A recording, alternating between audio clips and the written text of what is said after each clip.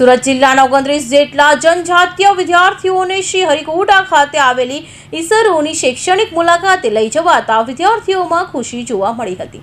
સુરત જિલ્લાના જનજાતીય વિદ્યાર્થીઓ માટે ગૌરવની ક્ષણ સામે આવી છે। જિલ્લાના કુલ 29 વિદ્યાર્થીઓને ભારતના ગૌરવ સમાન અવકાશ સંસ્થાના Indian space research organisation Sriharikota સ્થિત સેન્ટરની શૈક્ષણિક મુલાકાત લઈ જવાયા છે।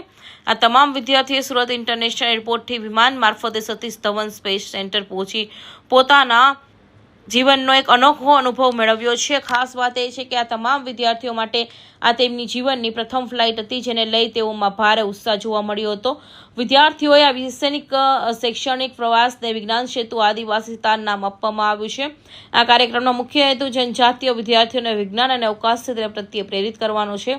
આ પ્રવાસ દરમિયાન વિદ્યાર્થીઓ ઈસરોના સેટેલાઇટ લોન્ચિંગ સેન્ટરની મુલાકાત લઈ રોકેટ લોન્ચિંગ અને અવકાશ સંશોધન અંગે પ્રાથમિક માહિતી મેળવી શકાશે।